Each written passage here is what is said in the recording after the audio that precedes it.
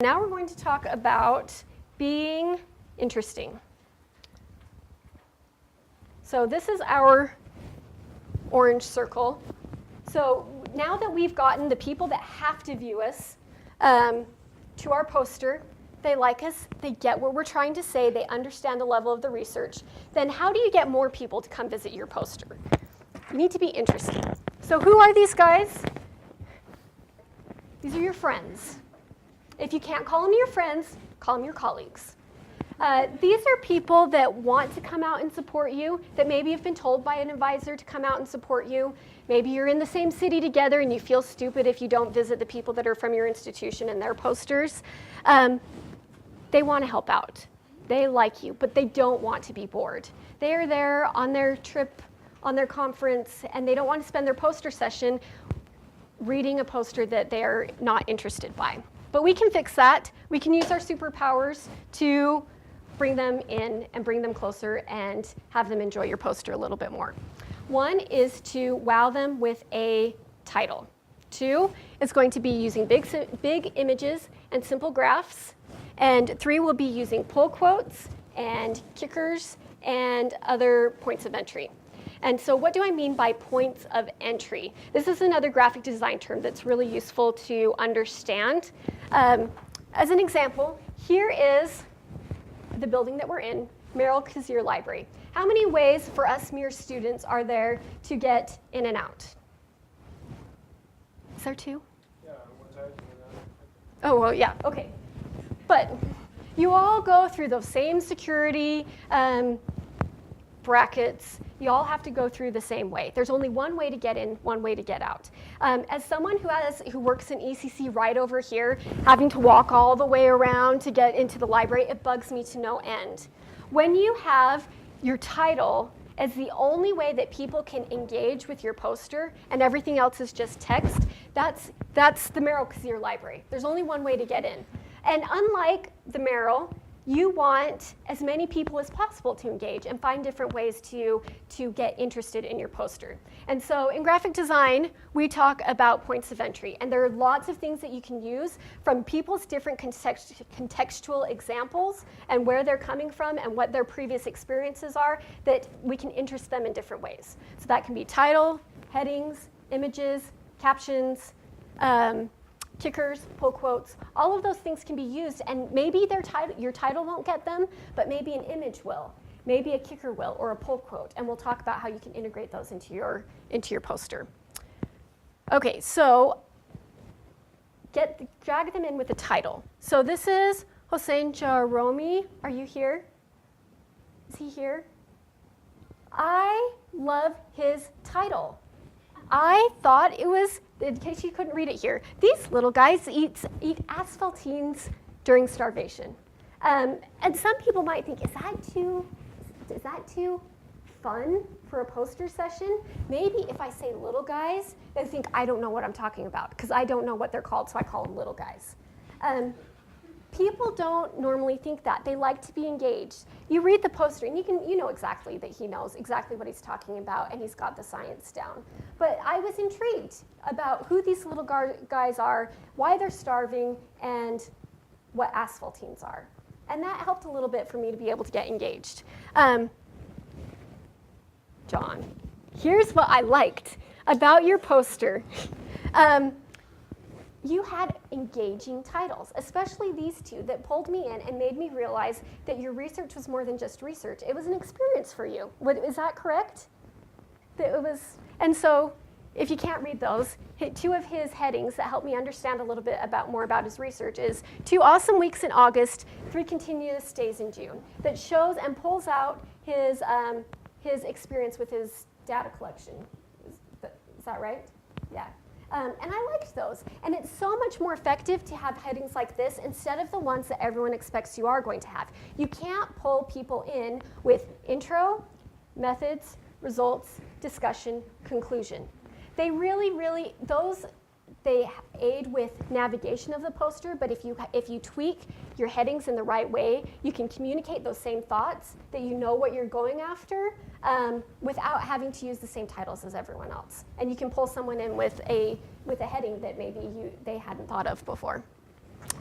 Big images, simple graphs. In last month's grits, I spent a long time talking about images and graphs. I'm going to just touch on this. If you want to go in depth more, we have those videos posted up on our grit site. I think it's video 3.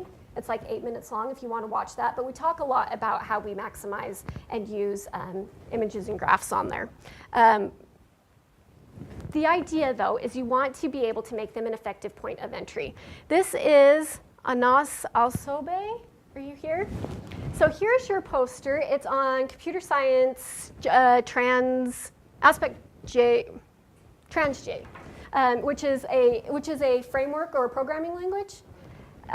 And so I can tell that you've got the right idea, but because you tried to represent your information in lots of different visual ways, lots of flowcharts, lots of diagrams. The only issue with them is they're too hard to read.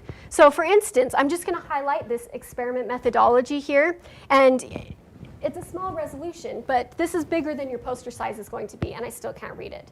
Even when I blow it up full page here, so we've got it 8 feet tall, I still can't quite read it.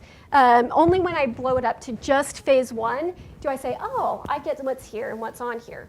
So what you'll want to do is figure out what are your most effective flowcharts and graphs and really highlight those, and then minimize the others or not include them at all. And you can pick and choose from whichever ones are the most important out of those. But make sure that they're readable and that you can see them, and that you can simplify. There's a lot of text on here. You could almost make a poster out of the text that you have on here. So parse down, parse down, parse down.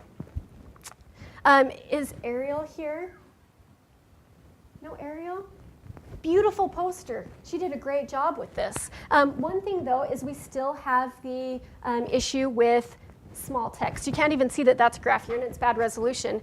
But we blow it up once. Ooh, it really doesn't like that. Here we go, and you can see. But the legend, which I imagine is really important to understand what the results are, is still really hard to read. And the values, still really hard to read. So what you may want to do is focus on one of those graphs and blow that up big so you can see it, or make some other decisions about what might need to go so she can really pull out her results in a way that makes sense.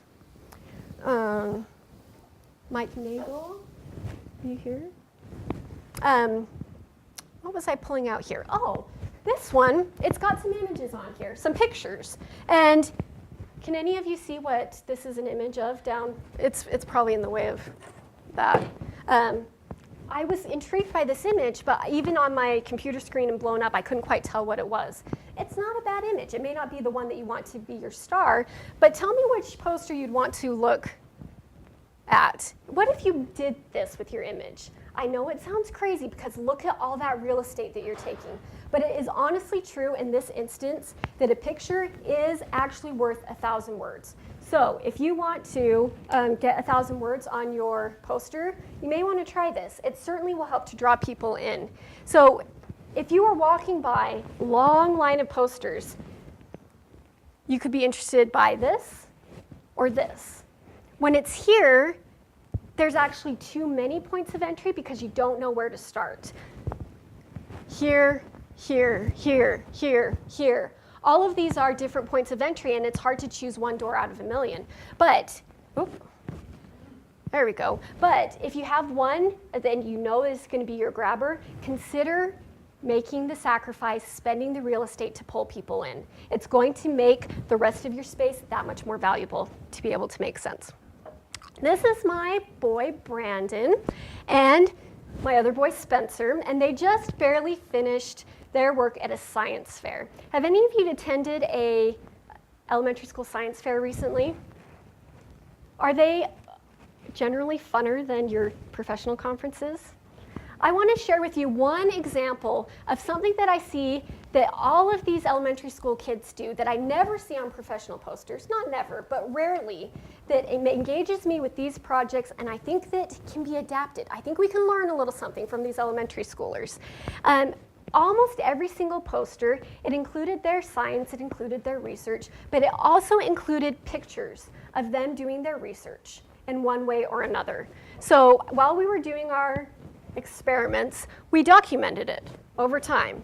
We were debunking Deflategate with this project. So we were testing air pressure on footballs, but we took lots of pictures as we went through of what we were doing and how we were doing it, and then we put those on the poster. It made it that much easier for people to be able to, instead of reading what we did, although those words were on there, they were able to see what we did and absorb the information that much faster, and also people like to see other people's faces. There's an emotional connection between people's faces or landscapes or other images that are not just words and headings.